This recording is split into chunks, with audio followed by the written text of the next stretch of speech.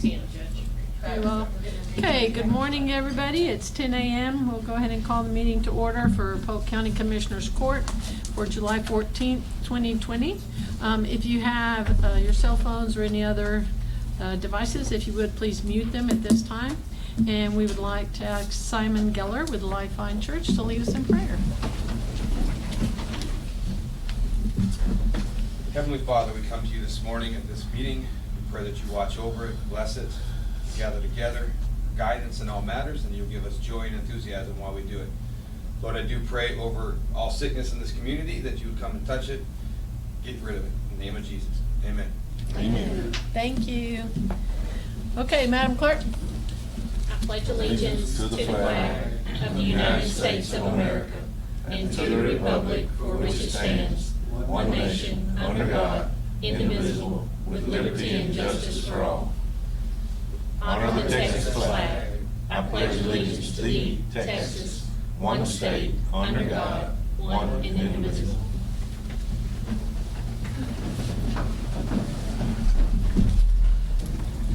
Okay, did anyone sign up for public comments?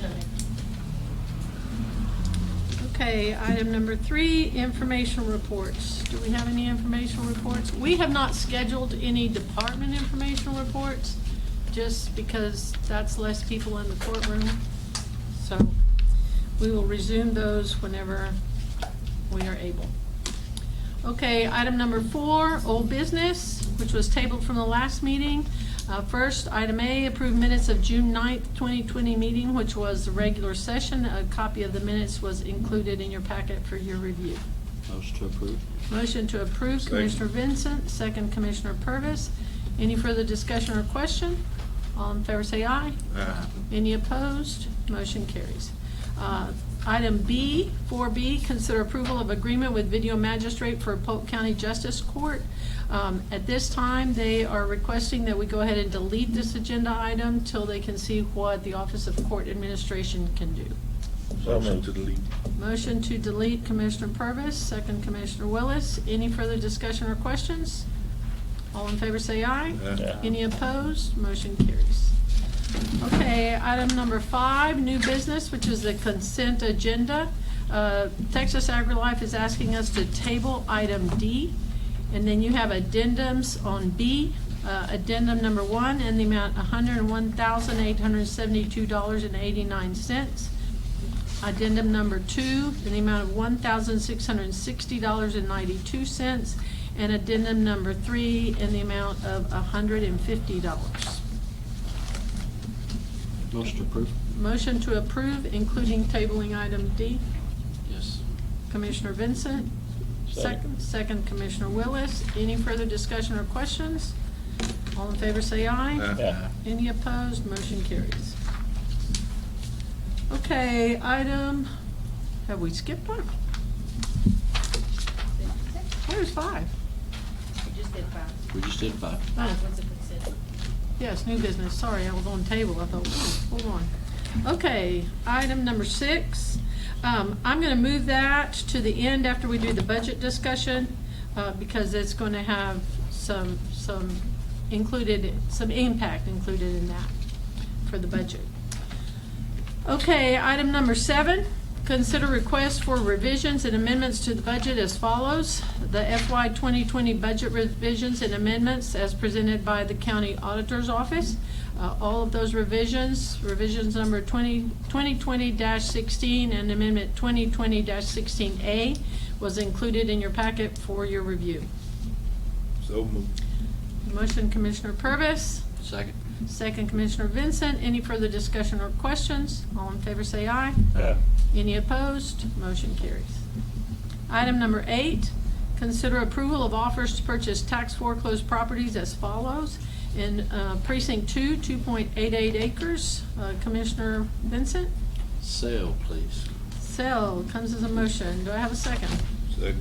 Second, Commissioner Purvis. Any further discussion or questions? All in favor say aye. Aye. Any opposed? Motion carries.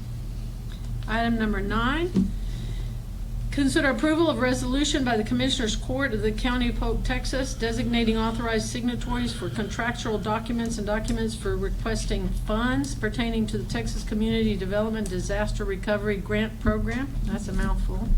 From the General Land Office, contract number 20-065-018-CO64.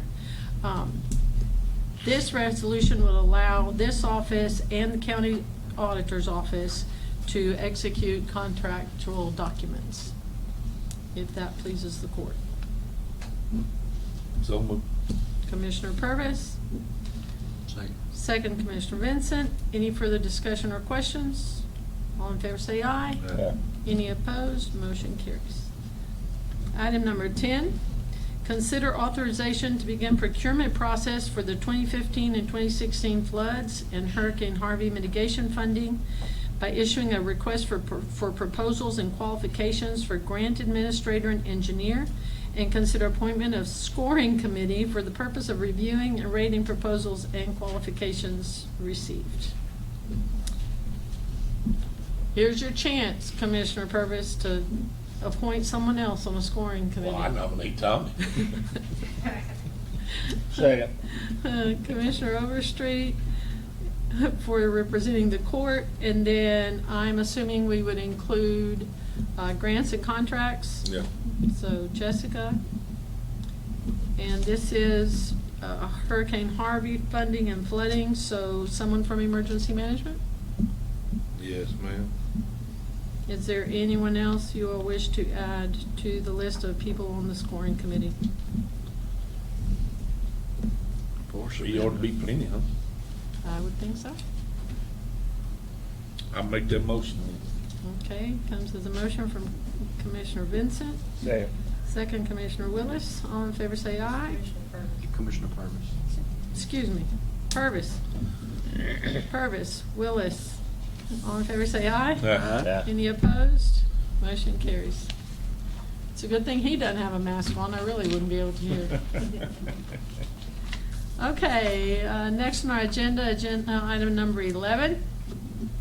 Consider resolution and order approving County Transportation Infrastructure Fund Grant Program Agreement, designating the authorized representatives and making specific findings required by the Texas Department of Transportation. We included a copy of all the draft documents in there. As previously determined by the court, each county commissioner is designated to be an authorized signatory, so that means you kind of take care of your areas. And we have put together all the information and the relevant documents in form. So we want to consider a resolution approving that grant program. So moved. Second. Commissioner Willis, second Commissioner Vincent. All in favor say aye. Yeah. Any opposed? Motion carries. Item number 12, approve resolution to request coronavirus relief funding as provided in the CARES Act. Each area with a population below 500,000 was allotted $55 per capita to cover some of the costs, and we've listed those costs for you. There were expenditures incurred. The catch is because we are a small county, then we don't just receive our monies.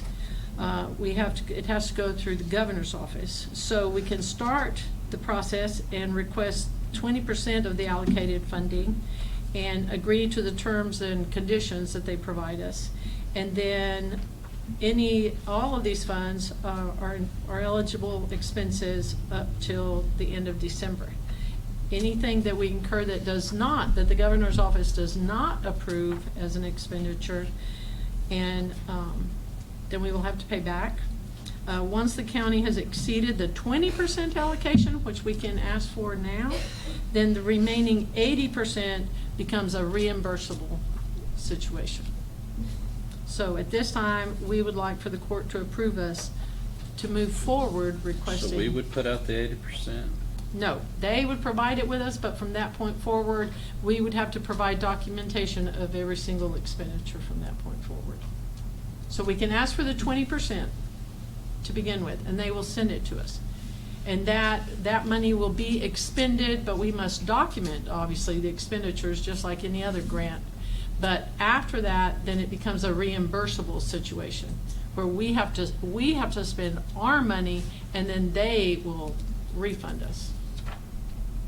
If they approve it. Yes, sir. But the initial 20% allocation, FEMA deal. we can receive. That's what makes me nervous, is it is another FEMA type deal with the 80%. The 20% I'm comfortable with, but the 80% becomes a refundable situation. But it's all or nothing. Yes, sir. Well, I mean, we're gonna do whatever we gotta do anyway, whether they pay us back or not, so. Yes, sir, if So it's, you might as well, yeah. do it. I make the motion to do it. Okay, motion Commissioner Purvis, Second. second Commissioner Willis. All in favor, say aye. Aye. Any opposed? Motion carries. Item number 13, consider approval of amendment to agreement with Tyler Technologies for Odyssey Jury Management System. When we approved the transition to Odyssey Judicial Software, the district clerk did not see a sufficient need to include the jury management system, but given our circumstances at this time, and given the fact that she has been highly impacted by the COVID-19 issues, then now we would like to go ahead and move forward, and so we would like to add the jury management system to our current contract. Do you have anything you want to add to that, Bobby? What does that do? You're going to have to come up to the mic. It includes online services. It allows more flexibility in terms of notifying jurors and them notifying you. There was a jury package included with Odyssey, but it was just the minimum jury package. But they've actually done away with that and gone to this new system. So this new system has the ability to, they're going to mail out the summons for us, which is going to save me some staff time, and it's the same cost as far as postage and all that. So it's not, it's just, that's going to wash, but it's going to save my staff time in the office. It takes about a day for us to prepare them and get them out. But what the good thing about it is the people will be able to respond online to the jury summons, and they can ask for their exemptions or resets or whatever. They can even call in and leave a voicemail, a digital voicemail, and we can address their issues without them ever having to come to court. That'll save us money for people showing up and having to pay the $6 for showing up, and then we're turning them away. But it also, you know, it alleviates some of the people that are concerned about coming to court from having to come. You know, if they're concerned about getting sick or whatever, or they are sick or whatever. So there's that ability. So and if the court is canceled for some reason, if they have answered the questionnaire online, we can send them out a push notification, court's canceled. So it's very technology driven. Hopefully we'll get the information out to the public so that they'll know that we have this new product. It'll be very user friendly. So there is a cost, you know, with it, but in this day and age when we have this COVID thing hanging around, I think it'll help us with our numbers of people that we can get into the court and get information to them, and they'll be able to get information back to us. So. What it boils down to is she won't have to send out 1,100 requests to impanel a jury. Right. Every 2 Right. weeks. Every 2 weeks.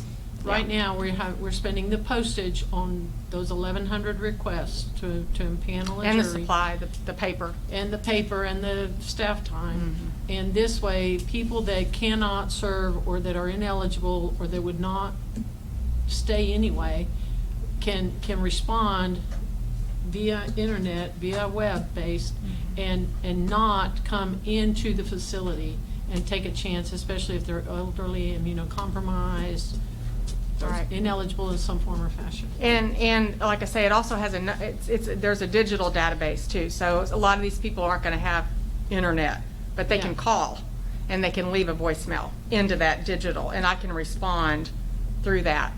So it's going to be easy for people who cannot or function in the internet world.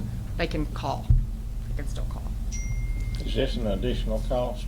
Yes, sir. It's an additional cost, but since she had already made the request, it's actually included in the proposed budget at this time. Okay, so moved. Commissioner Second. Willis, second Thank y'all. Commissioner Purvis. Any further discussion or questions? Thank you, Bobby. All in favor say aye. Aye. Any opposed? Motion carries. Item number 14, discuss proposed subdivision regulations and schedule a public hearing. Okay, we received the template from legal counsel, and all of that was included, which included all the changes from the last legislative session and forwarded to each of you. So, and also the proposed invoicing procedure for GLS was included for your review. So some of the items that we need to decide today are where will the applications be submitted? Will we designate an office, or will it go to each commissioner's office? That's one of the questions.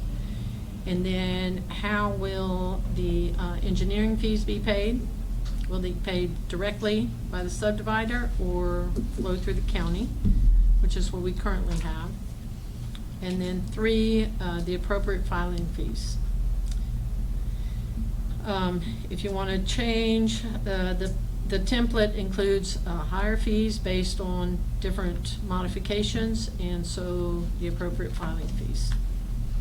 So we have to set up, also set up a public hearing to adopt these regulations and receive input from the public.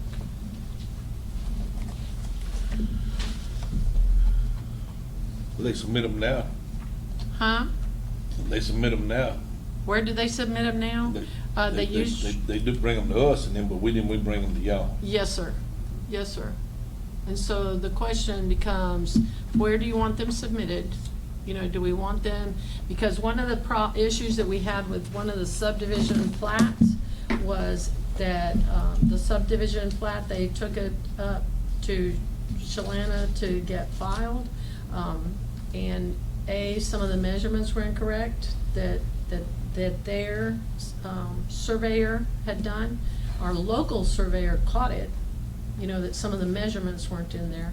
And so Cook Surveying caught that, so that was corrected. But, for example, it didn't have permits, had not signed off. You see what I'm saying? So there needs to be either the commissioner's office, you know, compiles the information and makes sure that permits have signed off, that 911 has signed off. You see what I'm saying? That everybody that needs to sign off on that subdivision plat has signed off. And that's where Now, Becky, I because was she's. gonna say, yeah, Becky's been kind of. Yeah, Yes. that's where Becky has been providing assistance to you all, because she is a court, you know, Commissioner's Court staff member. And so she's been providing assistance as much as she could. So we just want to streamline it and make sure that we're efficient and that we are consistent. That what happens in one precinct happens in the next and in the next and in the next. Works for me for them to turn them in down here. That way, if they need the permits or whatever, they can go downstairs and get that or whatever. Okay? I mean, it all seems like it works better. Yeah. Yeah, it needs to come out of one office instead of 4. Yeah. We don't have a problem with that. We just need for the court Becky to. would probably appreciate that. Huh? Becky would probably appreciate that. Oh, yeah, she's gonna love y'all after this.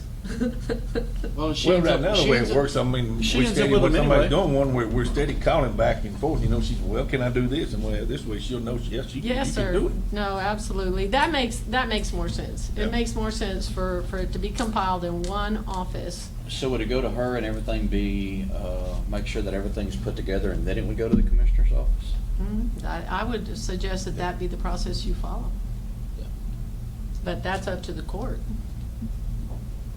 And that way we're dealing just with the plat itself and not with all the permits and everything. Mhm. Yeah. Because you have 911 addressing, you have permits, which means that they have to also have all the drainage, you see what I'm saying? All of those things that have impact on that potential subdivision. And like I say, Becky can call us whatever questions she's got. Well, and. But that way, all the paperwork, instead of having it split between some Going of it back down here and and some of it forth. up there, it's all right here. Yes, sir. And they all know where to bring it. Yes, sir. And then Instead of she bringing would stuff just, to me, then I got to tell them, no, you got to take that to the courthouse. well, and she would just notify you immediately the minute she receives a question, you know, or someone comes in and says, we want to do this, then she would notify you immediately, and then that way the discussion would get started. But she would notify them that they need to bring everything to her. Plat administrator.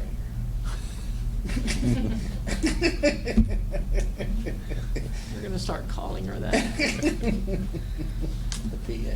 Okay, so then back to the engineering fees. I think we should pay, Yes.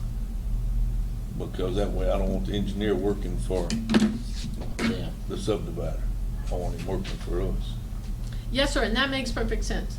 The individual, the developer, would still pay the fees, Yeah, but it would be a they'd pay us. flow-through. Because that way, our engineering firm is still our engineering firm, and they aren't building a relationship and err on the side them of the separated. subdivider. Because a lot of times they use the same people. Yes, sir. Okay.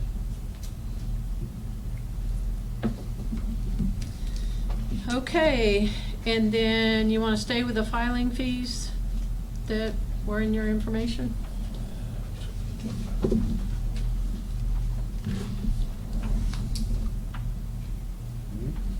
Yeah, I mean, there's costs that the county incurs. Right. Okay. So I think we've discussed all of them. And so we will schedule a public hearing for August 25th, 2020, if that pleases the court. August 25th. Yes, sir?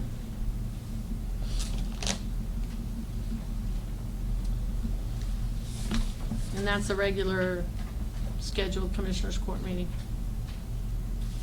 Before? Yes, sir. Yes, sir. Usually we do it immediately before, like 9:30.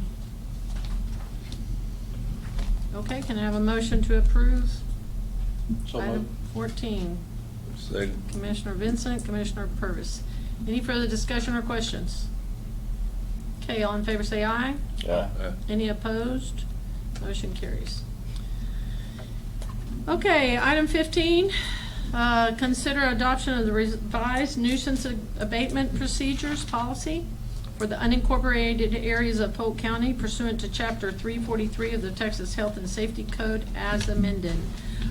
At the last meeting, you approved to modify the nuisance abatement policy in terms of the hearing examiner. So what will happen now is the Justice Court judges will be the hearing examiners rather than the commissioner, and they can hear the case in the precinct, in any precinct in Polk County, and then they will provide a written determination to the administrator. And they will then forward that information to the court, and the Commissioners Court, whichever commissioner's precinct it falls in, will ask that it be placed on the court agenda for So they're gonna discussion. send it to our office or to this office? No, it will go to your office, because the way it was currently written was that you were the examiner, okay, and then you would bring it to the court. And so it needs to come from the commissioner of that precinct. Prior to something coming to court, each of you needs to know what's happening in your precinct. And so your JP would forward their information, and then you would review it and decide if you want to move forward or not. All the JPs are on board, or? Yes, sir, all the JPs are on board. Okay.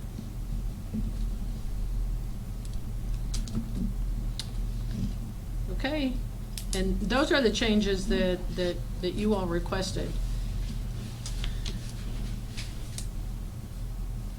Okay, motion. So moved. Motion Commissioner Willis, second Commissioner Vincent. Any further discussion or questions? All in favor say aye. Aye. Any opposed? Motion carries. Okay, number 16, consideration and action on an order authorizing Polk County, Texas Tax Note Series 2020. You have in front of you And James Gilly is on standby if any of you wish for us to get him on the phone.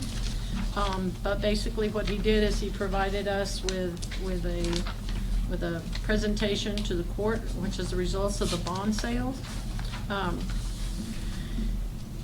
He was very, very pleased with the results. The interest cost, there are two that he thinks the court should consider. Regions Bank, he considers that is the lowest interest, and the interest rate they would charge us is 1.141469%, for a total debt service $894,691.18, and then the annual debt service would be $137,645. However, their fee, their annual paying agent registrar fee is $750. Then you can go on down seeing it, and then the one-time bank fee is $2,250, and the issue is that it is not callable. So we could not renegotiate the terms, and we could not pay it off early. So his first choice, he listed them in true interest cost. His first choice was First National Bank of Huntsville. The true interest cost was 1.291459%. The debt service was $896,646.04. The annual debt service was $137,946. Their agent registrar fee is $150. So the par amount is $5,000 less than the Regions Bank, and they did allow for it to be callable, whole or in part, and at any time. So That's the one he's recommending. yes, sir, that's the one he's recommending. The part about it being callable, he said is obviously advantageous for us, and the agent registrar fee is an annual fee, so that kind of consolidates. If you look at the debt service, the difference in the debt service is basically $300.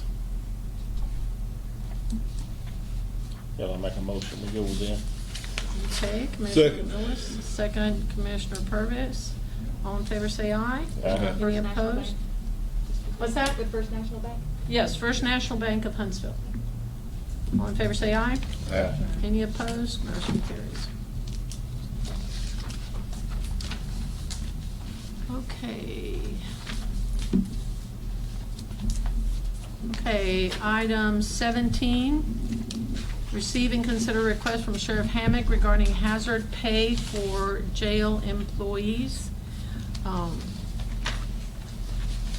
Do we have someone that's going to speak? Okay, basically at this time, what he would like for the court to consider is at this time he has 5 employees that positions that have not been filled, and so that is money that is within his budget, and so he would like to transfer it over and utilize it for additional pay for his sheriff's department. He's also calling on the inmate revenue line, but that is not in his budget. That is revenues that go into the general fund. And if we start doing that, then on revenue that goes into the general fund, then what's to stop the clerk from saying, well, I want all the revenue I bring into the general fund? I mean, technically she brings it in, and the county clerk brings revenue into the general fund, and heaven help us if the tax office should decide that they want all their money too. None of us would have any money. And so at this time, if the sheriff wishes to use the monies that are technically available in his budget, then he has the flexibility with what's within his budget. if the court wishes to grant that consideration.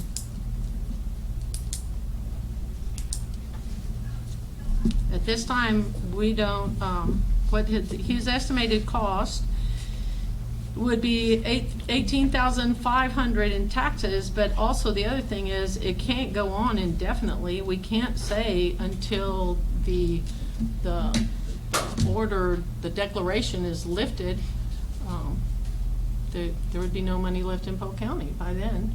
We don't know when the emergency declaration is going to be lifted. So if the court would like to consider allowing him. That would have to end whenever his money run out.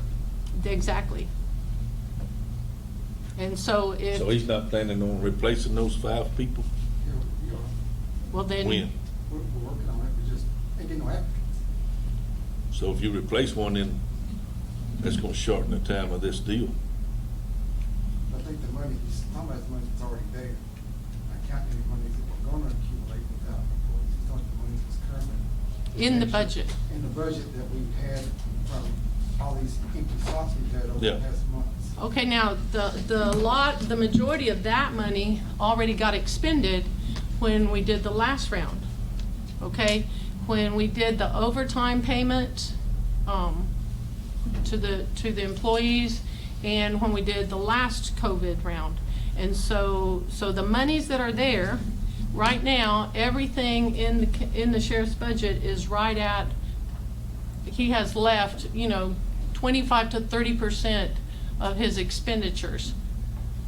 So if some of those positions get filled, but you've already committed the money, then you won't have the money to fill those positions.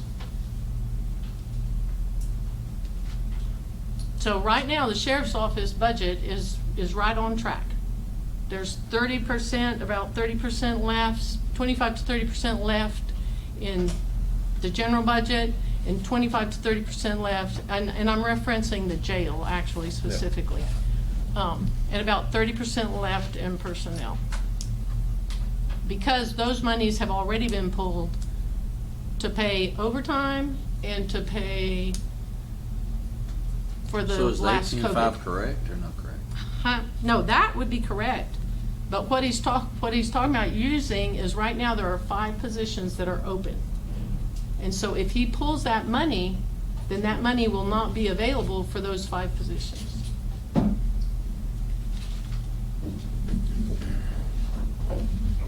That money has been budgeted for the whole year, and what he's gonna pull would be what hasn't been used up to Yeah. that point.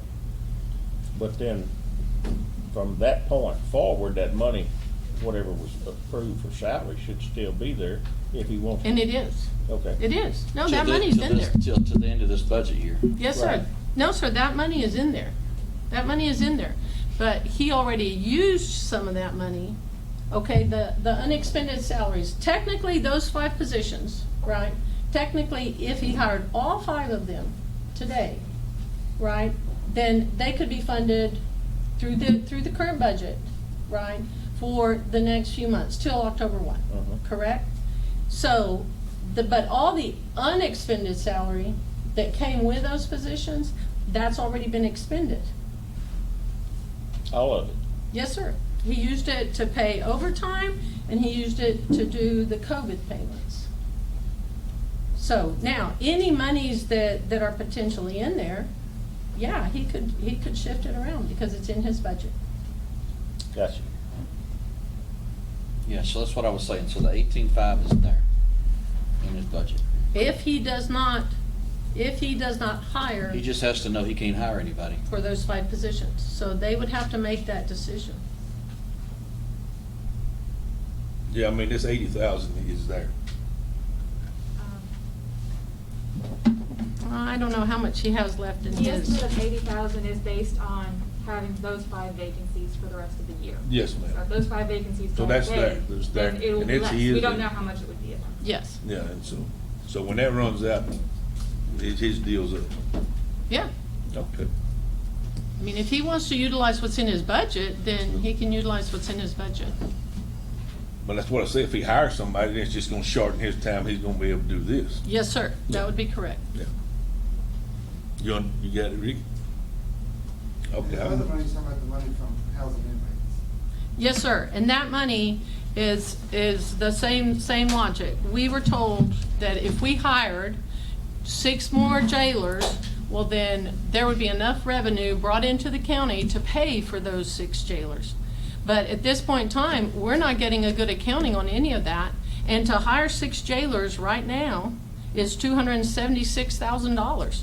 So that already, just the additional staff would already exceed the payment. So all of that money goes into the general fund. Just like the district clerk's funds go into the general fund, the county clerk, the tax office. I mean, if we started doing that, who gets the IH money? Me? You see what I'm saying? So any contracts that are supposed to go into the general fund, go into the general fund for the use of everybody. Including the housing of the inmates. Including the housing of inmates, including Santec. I mean, who gets Santec? Commissioner Purvis, since he's got the landfill? I'm sure he'd like to have that. No, y'all cut me everywhere. Exactly. And so my point is that those funds that come into the county go into the general fund for the utilization of everybody. The jail, between the jail and the sheriff, that budget is about $10 million. So that's a lot of money that we're asking our taxpayers for.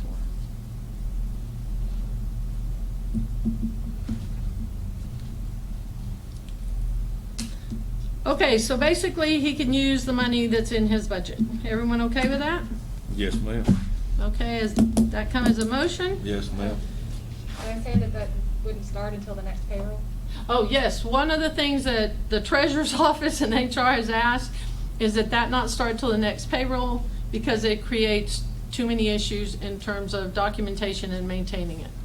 So, okay, so. July 20th. Huh? July 20th. July 20th.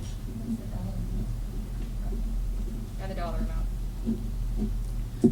Okay, and, well, at this time, are we gonna put a dollar amount on it? Just, once the funds run out, if he can't hire anyone, he can't hire anyone? How much per hour to pay these people? $4. $4 is his request. Okay, you all do realize that $4 an increase amounts basically to a 10-step merit for a period, Well, for that's this what we period of done time. last time, so. Yeah, no, that's fine. But I'm once okay the with money's it. gone, it's gone. Yep. But when the money's gone, it's gone. Okay, so effective July 20th, when the money's gone, it's gone. Commissioner Purvis, second. Second. Commissioner Willis. Any further discussion? All in favor say aye. Aye. Any opposed? Motion carries. Okay, let's do our budget workshop.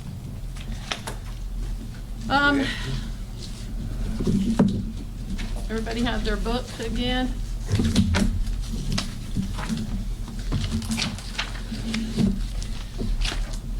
Okay, first of all, you're going to have your same dates on your book. You have the same dates. There has been no changes in terms of the calculations. We still have not gotten the final numbers from the tax appraisal district, the CAD. Hopefully, we will have them by next court. However, they have had some COVID impacts in their office, so we shall see. We still have not received the information from the comptroller on the rolling stock, so we've left that in there as it is. So there's no change on that. There were some changes within y'all's debt, and there's some updated information in terms of the road and bridge precinct funding, but we're still at under or negative $58,044 in that fund. Okay, so that's a reminder again on the dates. Next one. Okay, and that's the same information we've already seen. There's no changes, and that's all in your book as well. Okay, and that's the tax rate that we already discussed, and at this point in time, we are still moving forward with our 6461 for budgeting purposes for the tax fund, which is no change from the past. We anticipate that should put us somewhere between the effective and the rollback. Okay, so on that slide right there, that's the projected tax revenue by collection rate. So again, we went with a 97% collection rate, but we wanted you to see what the impact would be if that collection rate is not met. So we went with a 97% collection rate because historically, when there were problems or when there were issues, then historically, that collection rate has held. However, if you look at it, if we went with a 96% collection rate, then that would be a change of a little less than $200,000 in terms of the revenues. So keep in mind that this is estimated revenues. The word estimated is really, really important there. So they are estimated revenues with estimated expenditures. So we need to be conservative at this time. We do not anticipate that there will be a whole lot of impact on this budget year that we're discussing right now.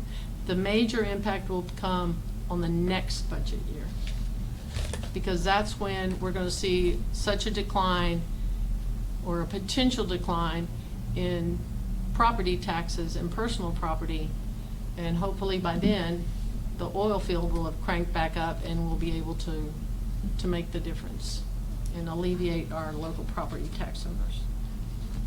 Okay, next page. Okay, the next page is where I wanted you to be able to see what the impact is with the salaries with a one-step merit increase. So what we did is we selected steps. I don't know who's on these steps, to show you what the impact would be. So on group 105, which is the lowest place we have someone employed, step 1, a one merit increase with taxes and benefits impacts the budget by $676.17. Okay, so if you go to the next one, at group 110, step 1, then the merit increase impacts us by $862.03. And at this time, at step 110, we have someone on step 5. So that would be the impact that their merit increase would create. And so if you go on down the row, you can see one merit, the pay grade 115, step 1, and currently we have an employee that's on step 5. So one merit for that person would impact the budget by $1,230. If you go all the way down to our highest paid employees, if you go down to step 127 and 128, to our highest paid employees, our highest paid employee at this point in time with tax and benefits makes $129,597. And so a one-step merit increase would be just short of $2,500.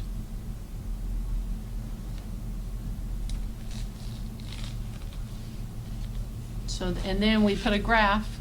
Go to the next one, Tina.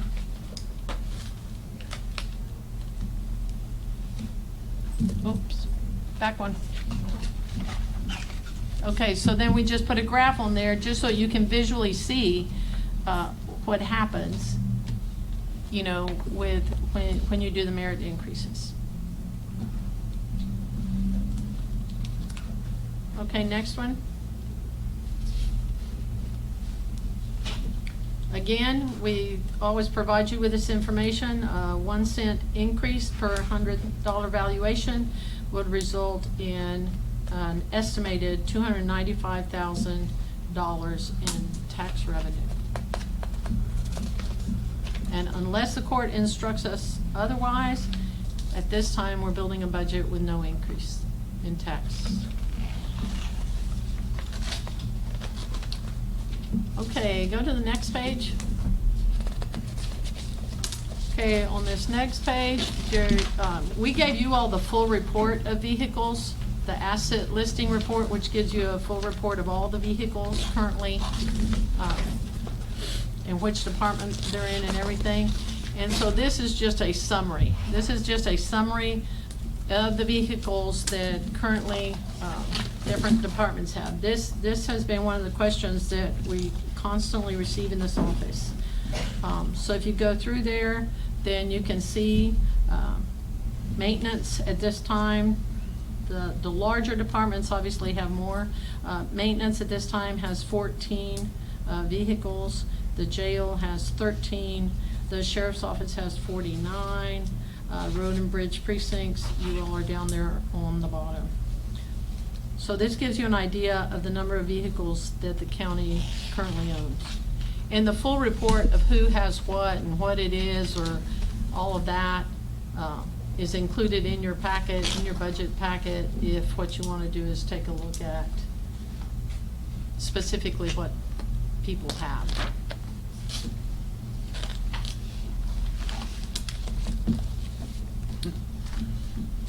Okay, next one.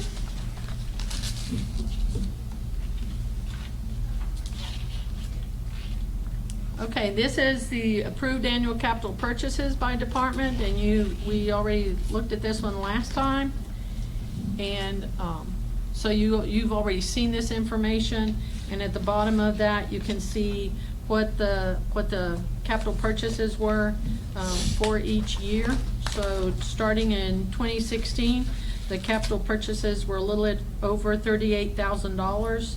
And then 2017, a little over $613,000. Then 2018, $962,000. And then in 2019, we did basically $1.5 million of capital. And last year we did a little over $830,000. So there definitely was a trend up in terms of capital projections. And then you have them listed by department. Next one, Pina. Then you have them listed by department just in a bar graph. Keep in mind that on some of these, like the county clerk doesn't have any choices, and neither does the district clerk. They have legislative requirements that they must meet. And so every department has some legislative requirements, that they must meet. I mean, we can't tell the jail that they can't have cameras or that they can't have the necessary equipment. But that's just to give you an idea of what it looks like. Okay, next one, Pina. Okay, so on the next one, we broke it down, and this is just for the public to view, but if you look at yours, you have the requested capital purchase projections, and then you have what we are recommending. So on the requested capital purchase projections, we had a request for vehicles, for a total request of vehicles of $585,920. Then computer equipment and software, $117,284. And then office furnishings and equipment in the amount of $39,222. You're going to notice something on the recommended. On the recommended, you have a yellow highlight that says server software update for the jail in the amount of $100,000. We did not receive an official request. That was just a recommendation that came when we were doing our security, when the court approved for the security evaluation, and so and the assessment, and when they were doing the cameras in the jail, that there was a lack there. So we went ahead and included it in the recommended because what we wanted to do is not have a crisis mid-year in terms of safety and security in the jail. So we went ahead and put that in the recommended, but at this time, we do not have fine-tuned numbers for that. So, on the recommended, for the recommended vehicles, we're asking for the court to consider $250,920 or so. On the equipment, on computer equipment and software, we listed for the recommended $164,837. And then on office furniture and equipment, $34,625. I do want to say thank you to some of our elected officials. Contacted us and said, I think I can make it another year without this, or I think I can stretch this over here. And so I do want to say thank you for those elected officials that, you know, that were willing to compromise, and they told us.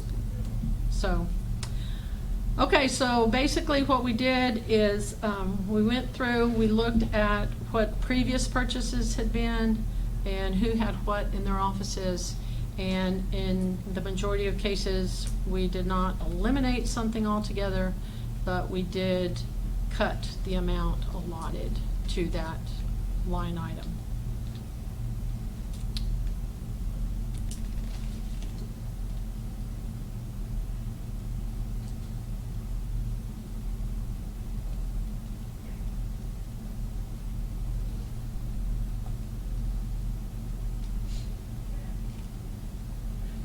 Anybody have any questions on any of those?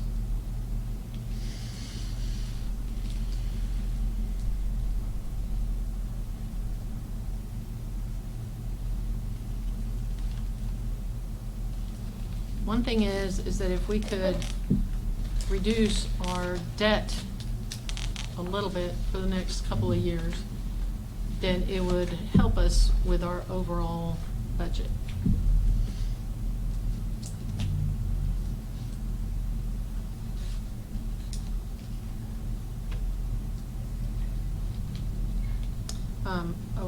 One thing that on constables, the constable precinct 4, obviously when we want to make sure that he has everything he needs, you know, to operate safely. And so we did leave all of his requests in there. So the body armor, the equipment that he needs in his office, we did leave all of that in there. The only place that if the court wants to try to make some changes, further cuts. My goal originally was to try to stay around 400,000, so we're slightly over that. But if we wanted to request that emergency management loan handheld radios to the 2 constables, you know, for a period of time until we can get them their own, then we can certainly do that.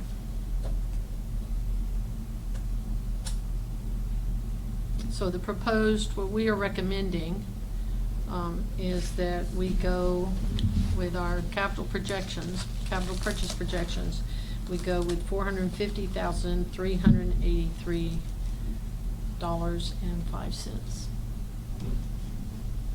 Those constables don't have any designated funds like confiscated stuff that they can use to buy those radios with? Those constables do not. Some of our constables do. Constable Hughes participates through the Harris County District Attorney's Office, and through Galveston County, he participates in some of those activities, but our other constables do not participate in those kinds of activities.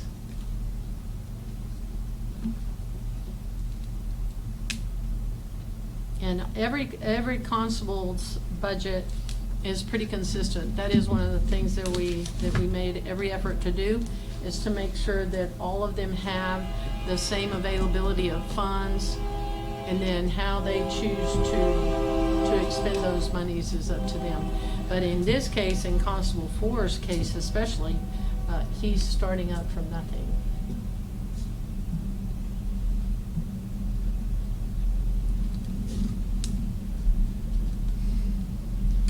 Okay, any other questions on that?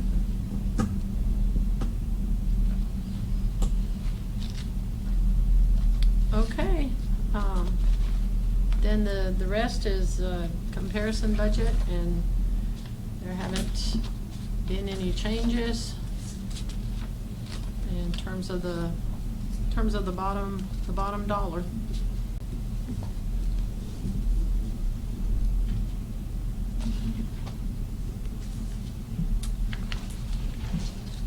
Any questions on the budget itself? Not yet. Okay, so let's go to item B on the 2021 proposed salaries, expenses, and allowances of elected officials. The only changes on that is going to be longevity pay. And so you have a copy of that in your packet as well with a listing. And it also gives you the increase, the projected increase. And basically, everyone that's eligible for the $60 longevity is receiving it, and that's about the only change. We have some people that are that have already maxed out on their longevity pay. So take a look at what we put on there and make sure. Where did you find that? It's in your packet. It's in your packet. This is what it looks like. Oh, that one in the back? Yes, sir.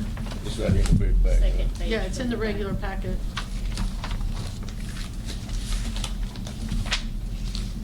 So, everybody take a look at it and make sure you don't see any information that we should have done differently.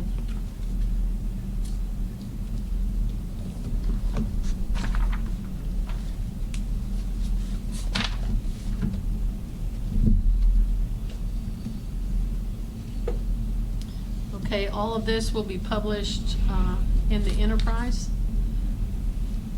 including the longevity pay increases, so the public can review them or look at them.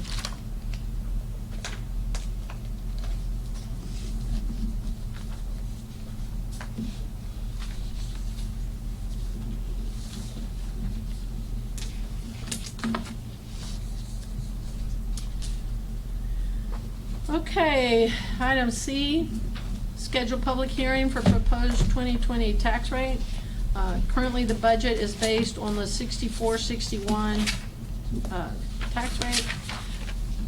At this time, since we have not received any certified values or any information, then the effective tax rate, we don't know if we are in where we are exactly, but we estimate that we are clearly between the no new revenue or effective tax rate or the voter approval tax rate. So we're still within that space. Bless you. Excuse me. So, since we expect that we will be between them, then we need to go ahead and schedule a public hearing. And so we have it on board. So we would like to place a proposal to adopt a rate, and I'm assuming it will be 6461 on the agenda of the meeting to be held on August 11th, with a public hearing on that same day at 9:30 a.m. So, is there any discussion on the proposed tax rate? 28? No, that would be on the 11th, August 11th.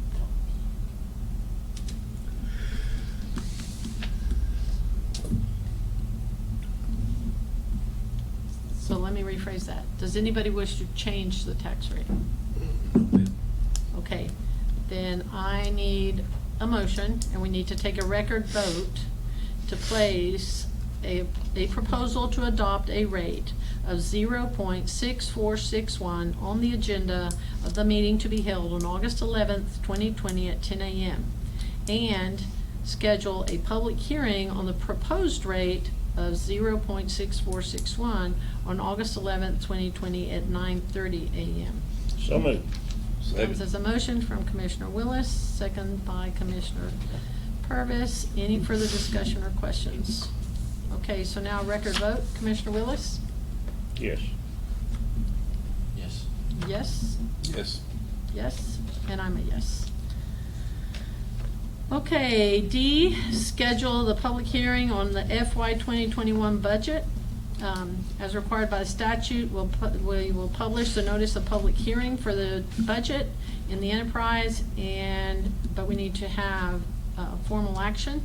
We need a vote to schedule a public hearing on Tuesday, August 11th, 2020 at 9:45 a.m. in the Commissioners Courtroom of the Polk County Courthouse in Livingston, Texas, to receive comment regarding the FY 2021 budget. So there's your public hearing.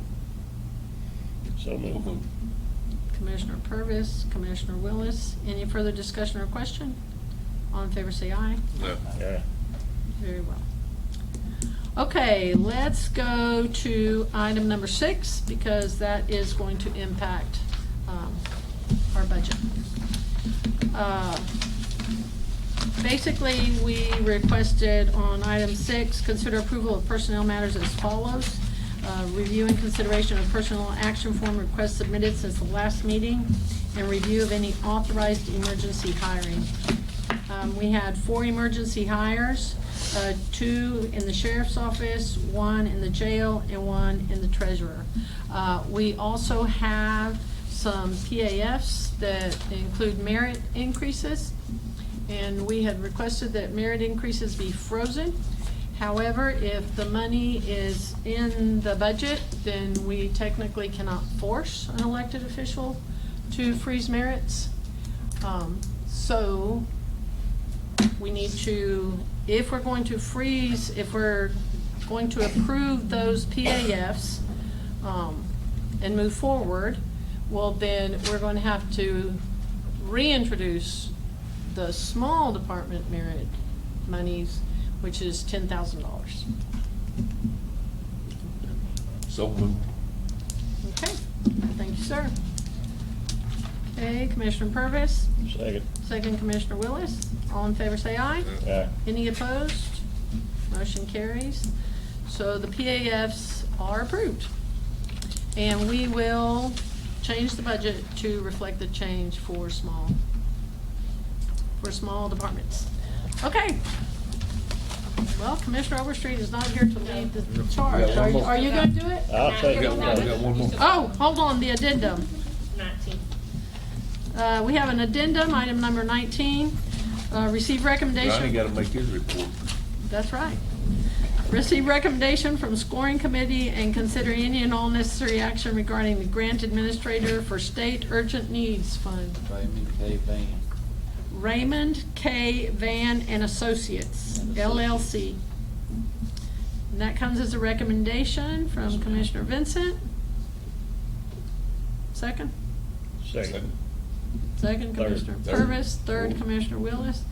All in favor say aye. Aye. Any opposed? Motion carries. Okay, Commissioner Willis is leading the charge to adjourn. So moved. Second. Commissioner Purvis, what time is it, Madam Clerk? 11:03. 11:03. Very well. Okay, thank you, everybody.